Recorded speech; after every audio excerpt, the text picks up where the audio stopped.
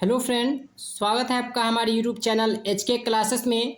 और आज हम लोग पढ़ेंगे क्लास 10th का प्रश्नावली 5.1 का क्वेश्चन नंबर चौथा जो दिया हुआ है इसके बारे में। ठीक है, क्वेश्चन नंबर चौथा इसमें दिया है, निम्नलिखित में से कौन कौन एपी है, यदि कोई एपी है तो इसका सार्वंतर ज्ञात कीजिए और इनके 3 और पद लिखिए। ठीक, यानी क्वेश्चन नंबर चौथे का कहने का अर्थ इसमें यह है कि इसमें जो भी ये श्रेणी दिया हुआ है, इन श्रेणी को हल करके जांच करना है कि क्या यह श्रेणी एपी में है या नहीं है, मतलब समांतर श्रेणी में है या नहीं है। और यदि यह एपी में है तो इसका सार्वंतर ज्ञात करना है और इसके साथ साथ इसके 3 और पद हमको ज्ञात करने हैं। ठीक है, तो चलिए क्वेश्चन नंबर चौथे का 11वां इसमें जो श्रेणी दिया हुआ है इसको हल करते हैं और हल करके जांच करते हैं कि क्या यह श्रेणी समांतर श्रेणी में है या नहीं है। ठीक है, तो इसके लिए सबसे पहले हम लोग यहाँ पे हल लिखेंगे और हल लिखने के बाद से यहाँ पे लिखेंगे दिया है। क्या लिखेंगे इसमें? दिया है, क्या क्या दिया है, यानी ए कामा ए स्क्वायर कामा ए क्यू कामा ए पे पावर 4 दिया है और डॉट डॉट दिया हुआ है। लिख देंगे इसको। अब देखिए यहाँ पे क्या लिखेंगे, लिखेंगे यहाँ, ठीक है, A1 बराबर क्या हो जाएगा, पहला पद A हो जाएगा। ठीक है, और A2 बराबर क्या हो जाएगा, A स्क्वायर हो जाएगा। ओके, और A3 बराबर क्या हो जाएगा, A3 बराबर यानी A क्यू हो जाएगा। ठीक, और A4 बराबर क्या हो जाएगा, यानी A पे पावर 4 हो जाएगा। ठीक है, यानी पहला पद A1 बराबर A होगा और दूसरा पद A2 बराबर A स्क्वायर होगा और तीसरा पद A3 बराबर A क्यू होगा और चौथा पद A4 बराबर A पे पावर 4 होगा। ठीक है, अब हम क्या करेंगे, यहाँ पे लिखेंगे अब D1 बराबर क्या होता है, A2 माइनस A1 होता है। लिख देंगे हम लोग। और A2 का मान कितना दिया है, ए स्क्वायर दिया है, तो यहाँ पे क्या लिखेंगे, ए स्क्वायर, और माइनस है तो माइनस लिख देंगे।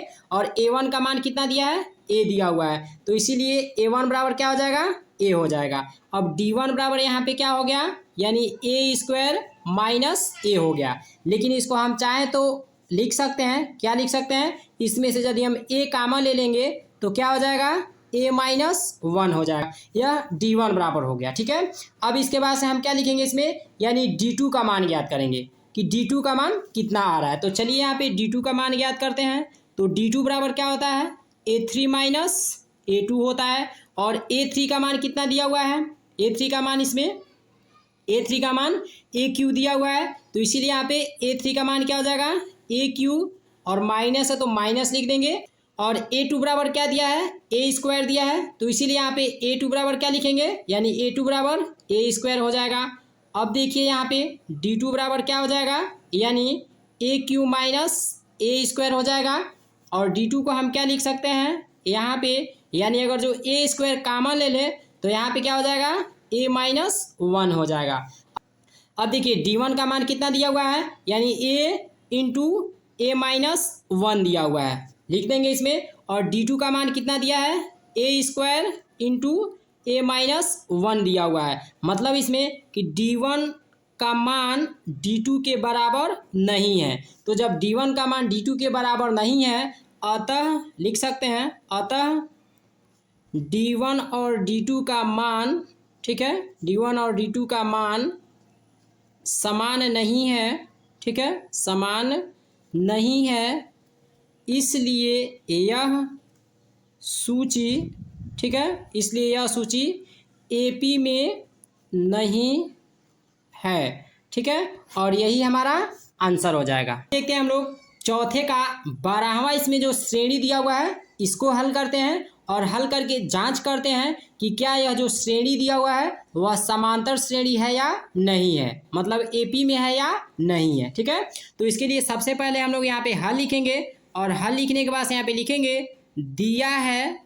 क्या लिखेंगे इसमें, दिया है, क्या क्या दिया है, यानी √2 कामा √8 कामा √18 कामा √32 डॉट डॉट दिया हुआ है, लिख देंगे इसमें। ठीक है, अब इसके बाद क्या लिखेंगे यहाँ, ठीक है, A1 बराबर क्या हो जाएगा, पहला पद √2 हो जाएगा। ठीक है। और A2 बराबर क्या हो जाएगा, मतलब दूसरा पद अंडर रूट 8 हो जाएगा, ठीक है। और अंडर रूट 8 को हम क्या लिख सकते हैं, यानी 2 अंडर रूट 2 लिख सकते हैं, ठीक है। अब इसके बाद क्या लिखेंगे, तीसरा पद A3 बराबर, तो A3 बराबर क्या दिया है, अंडर रूट 18 दिया हुआ है, तो अंडर रूट 18 लिख देंगे, ठीक है। अब अंडर रूट 18 को हम क्या लिख सकते हैं, 3 अंडर रूट 2 लिख सकते हैं, ठीक है, यानी A3 बराबर मतलब तीसरा पद, ठीक है। अब इसके बाद से दिया है इसमें यानी अंडर रूट 32 दिया हुआ है, तो चौथा पद यानी A4 बराबर क्या हो जाएगा, अंडर रूट 32 दिया हुआ है, तो अंडर रूट 32 लिख देंगे, यानी A4 बराबर, ठीक है। तो A4 बराबर क्या हो जाएगा, यानी अंडर रूट 32 को हम क्या लिख सकते हैं, 4 अंडर रूट 2 लिख सकते हैं, ठीक है। तो हमको क्या प्राप्त हो गया, यानी A1 बराबर अंडर रूट 2 हो जाएगा, और A2 बराबर क्या हो जाएगा, 2 अंडर रूट 2 हो जाएगा, और A3 बराबर क्या हो जाएगा, 3 अंडर रूट 2 हो जाएगा, और A4 बराबर हमको क्या प्राप्त हो गया, यानी 4 अंडर रूट 2 हो जाएगा, ठीक है।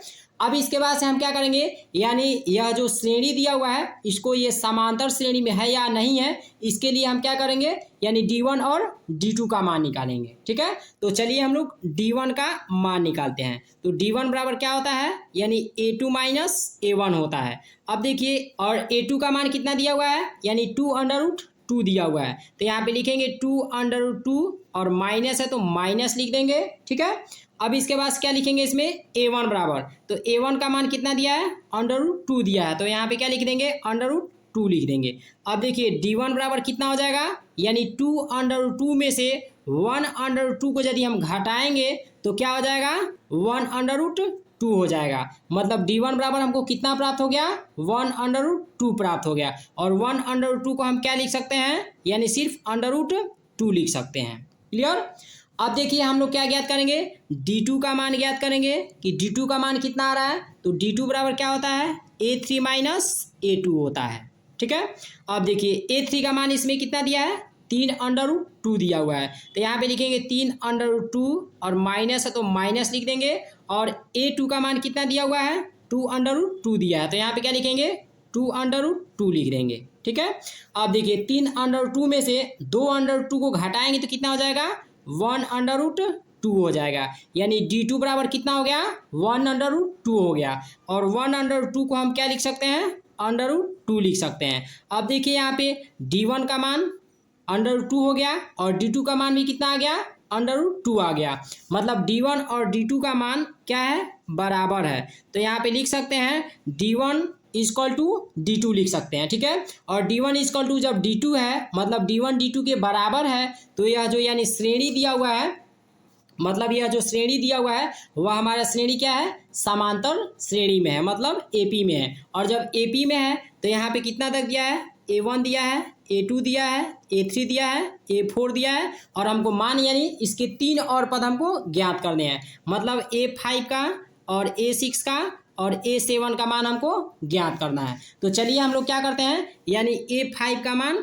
ज्ञात करते हैं। तो A5 बराबर क्या होता है, यानी A4 प्लस D होता है, और A4 का मान कितना दिया है, यानी 4 अंडर रूट 2 दिया हुआ है, लिख देंगे हम लोग। और D का मान हमने कितना निकाला है, यानी अंडर रूट 2 निकाला है, तो लिख देंगे इसमें। अब देखिए 4 अंडर 2 और उसके बाद से अंडर 2 यानी 1 अंडर 2, दोनों को जोड़ेंगे तो कितना हो जाएगा, 5 अंडर रूट 2 हो जाएगा, यानी A5 बराबर हमको कितना प्राप्त हो गया, 5 अंडर रूट 2 प्राप्त हो गया।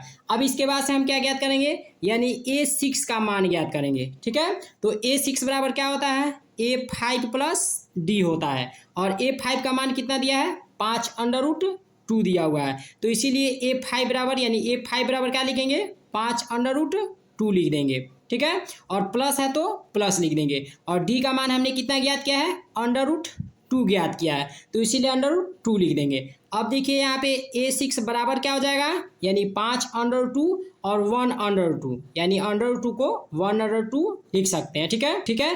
5 अंडर 2 और 1 अंडर 2 जब जोड़ेंगे तो कितना हो जाएगा, 6 अंडर रूट 2 हो जाएगा, ठीक है। तो यानी A6 बराबर हमको कितना प्राप्त हो गया, 6 अंडर रूट 2 प्राप्त हो गया।